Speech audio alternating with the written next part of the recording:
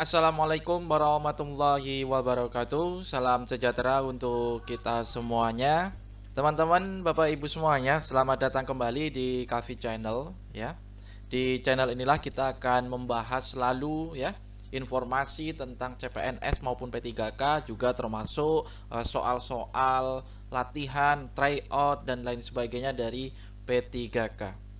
Baiklah teman-teman Bapak Ibu semuanya, saya ucapkan selamat kepada teman-teman Bapak Ibu semuanya yang sudah lulus dari P3K ya, tes P3K. Dan saya doakan mudah-mudahan yang belum ada rezeki di tahap pertama, mudah-mudahan nanti di tahap kedua dan ketiga ada rezeki kita ya teman-teman Bapak Ibu semuanya. Baiklah teman-teman Bapak Ibu semuanya, pada video kali ini kita akan membahas ya kembali soal P3K. Yang akan kita bahas itu adalah FR hari keempat ya, kompetensi teknis P3K 2021 ya. Jadi kita akan membahas tentang gambaran soal dari tes kompetensi P3K yang baru saja dilaksanakan, yaitu hari keempat ya teman-teman, tepatnya di hari Kamis ini ya. Baik, kalau begitu kita langsung saja membahas soal yang pertama. Salah satu indikator yang dapat menunjukkan kualitas butir tes uraian yang baik adalah A. Menuntut jawaban berupa ungkapan pendapat siswa. B. Menuntut jawaban berupa fakta-fakta yang sebenarnya. C. Ditulis dalam bahasa Indonesia yang baik dan benar. D. Ditulis oleh guru yang mengajar di kelas. E. Ditulis oleh kepala sekolah. Kita lihat. Jawabannya adalah yang A. Menuntut jawaban berupa ungkapan pendapat siswa. Kita lihat pembahasannya bagaimana. Soal bentuk uraian yang baik adalah yang mampu mengukur tingkat berpikir tinggi. Ungkapan pendapat adalah tingkat berpikir tinggi ya. Jadi salah satu indikator yang dapat menunjukkan kualitas butir tes uraian yang baik itu adalah yang ini ya teman-teman Bapak Ibu semuanya, yang berupa ungkapan pendapat siswa. Mengapa pendapat siswa? Ya karena pendapat siswa itu adalah tingkat berpikir tinggi ya. Itu ya teman-teman Bapak Ibu semuanya. Kita lanjut soal berikutnya. Dalam mengawali pelajarannya, Pak Maman Nendar menyampaikan suatu permasalahan guna mengunggah dan menimbulkan kepenasaran para siswanya. Ini yang harus kita garis bawahi ya teman-teman, guna mengunggah dan menimbulkan kepenasaran para siswa. Langkah tersebut bertujuan untuk mendorong para siswa agar mau mengembangkan kreativitasnya. Langkah yang dilakukan Pak Maman Nendar itu merupakan bagian dari model pembelajaran A. Portfolio, B. Scientific, C. Discovery Learning, D. Authentic, E. Contextual Teaching dan Learning ya. Kata kuncinya di sini adalah ini teman-teman Bapak Ibu semuanya ya. Guna menggugah dan menimbulkan kepenasaran para siswanya ya, serta mendorong para siswa agar mengembangkan kreativitasnya. Kita lihat. Jawabannya adalah discovery learning. Mengapa demikian? Dan ternyata discovery learning itu adalah pemberian rangsangan ya, atau stimulation. Kemudian pernyataan atau identifikasi masalah ya, problem statement. Kemudian pengolahan data, yaitu data processing, kemudian pembuktian, verification, dan yang terakhir adalah menarik simpulan atau generalisasi ya, generalization. Oke, teman-teman Bapak Ibu semuanya, mudah-mudahan teman-teman Bapak Ibu semuanya paham dengan apa yang saya jelaskan ini ya teman-teman Bapak Ibu semuanya. Kalau begitu kita akan membahas satu persatu ya teman-teman pengertian daripada objektifnya ini. Kita lihat. Yang pertama, portofolio adalah kumpulan hasil karya atau pencapaian yang mempresentasikan pengembangan diri. Karya atau pencapaian tersebut bisa berupa hasil dari kerja individu maupun kelompok, bahkan pencapaian perusahaan. Nah, itu untuk pengertian dari portofolio ya, teman-teman, Bapak Ibu semuanya. Kita lanjut. Kemudian ada scientific ya. Pendekatan saintifik atau scientific approach adalah model pembelajaran yang menggunakan kaidah-kaidah keilmuan yang memuat serangkaian aktivitas pengumpulan data melalui observasi, menanya, eksperimen, mengolah informasi atau data, kemudian mengkomunikasikannya. Ya, ini menurut Kemendikbud di tahun 2014 ya, teman-teman. Kita lanjut. Yaitu selanjutnya adalah autentik. Nah, autentik ini merupakan sinonim dari asli, ya, nyata, valid, atau reliable. Oke, jelas ya teman-teman. Kita lanjut yang contextual teaching dan learning atau CTL ya, adalah sebagai suatu pembelajaran yang berhubungan dengan suasana tertentu dalam proses belajar mengajar di sekolah. Dalam proses belajar sehari-hari, siswa diminta untuk dapat mengeksplorasi segala kemampuannya dalam bidang mata pelajaran yang mereka sukai.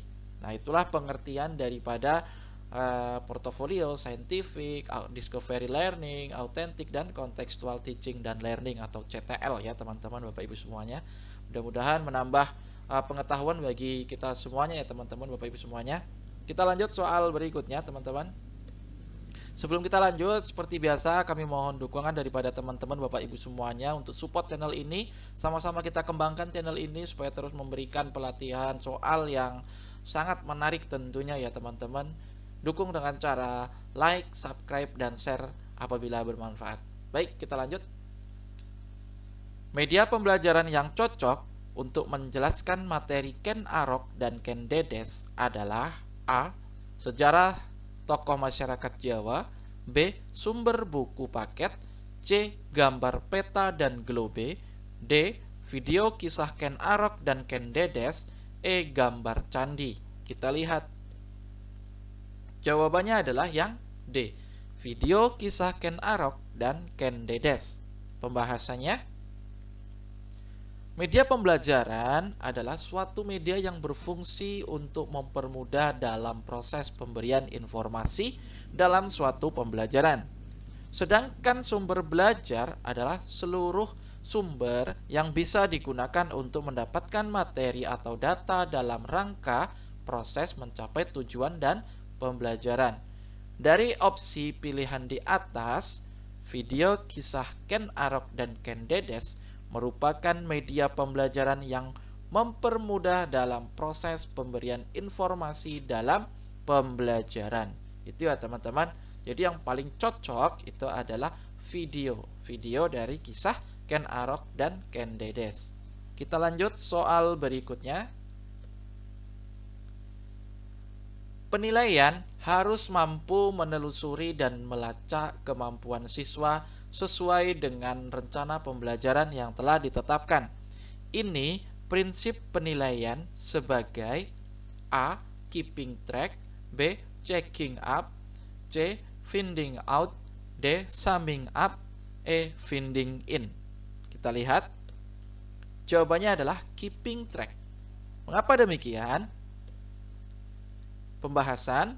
Nah, prinsip keeping track yaitu harus mampu menelusuri dan melacak kemajuan siswa sesuai dengan rencana pembelajaran yang telah ditetapkan. Nah, berarti pengertian ini sesuai dengan soal yang ada di atas sini ya teman-teman, dan sudah pasti itu jawabannya adalah keeping track.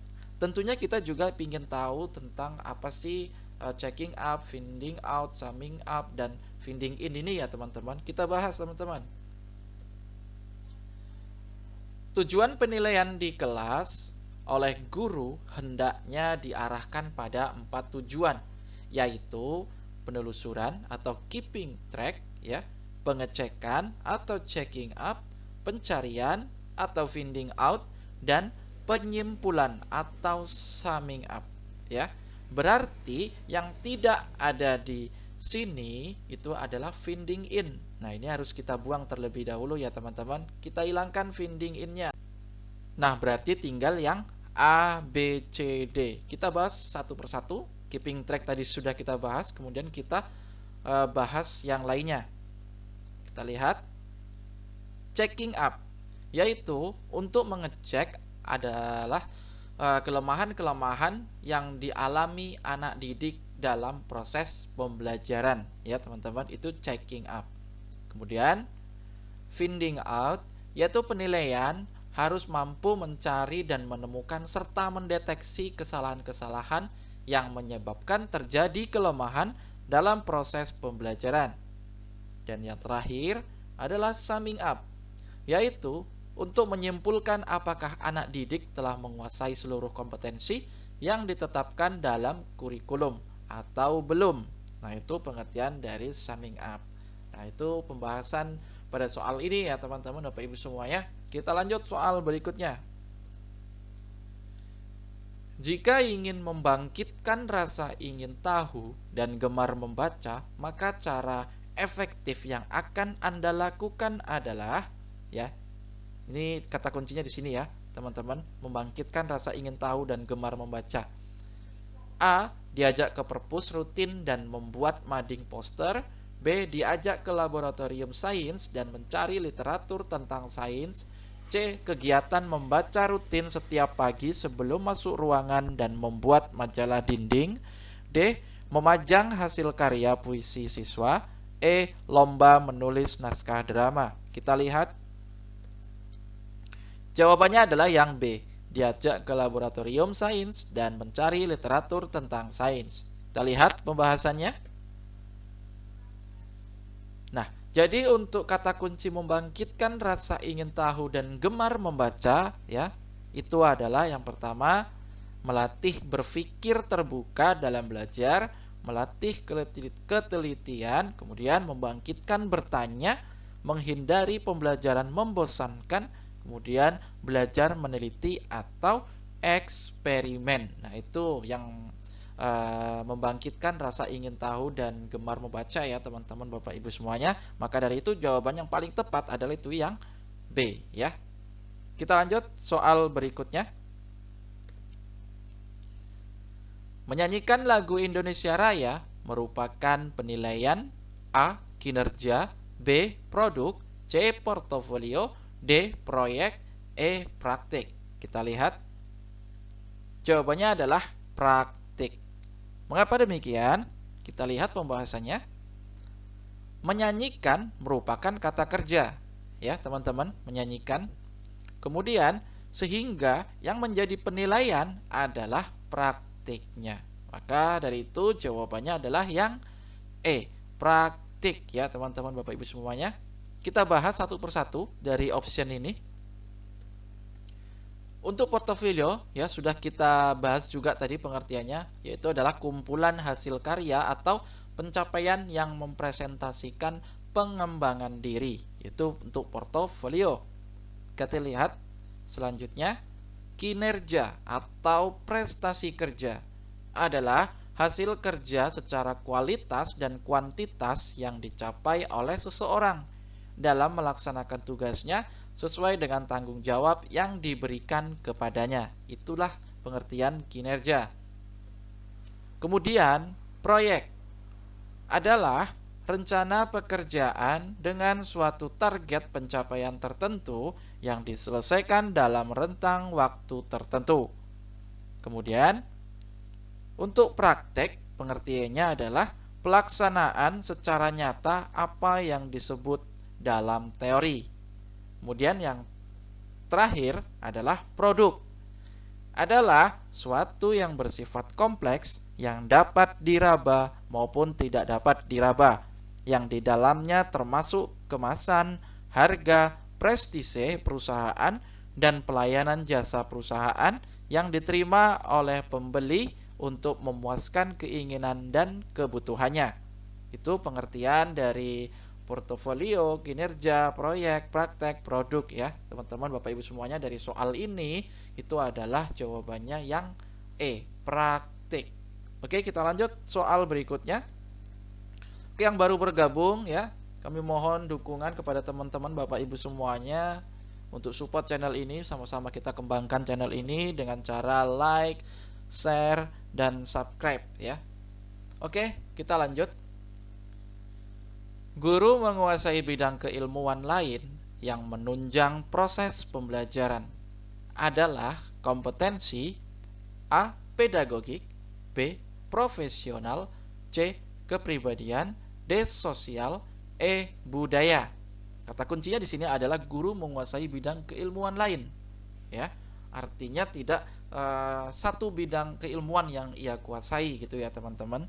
Kita lihat jawabannya adalah pedagogik. Ya, ini sangat jelas sekali di sini jawabannya adalah pedagogik ya. Pembahasannya, kompetensi pedagogik pada dasarnya adalah kemampuan guru dalam mengelola pembelajaran peserta didik. Seperti halnya menguasai karakteristik peserta didik, menguasai teori belajar dan prinsip-prinsip pembelajaran yang mendidik, serta pengembangan kurikulum dan lain-lain.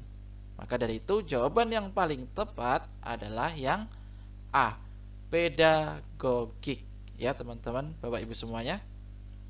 Oke, kita lanjut soal berikutnya.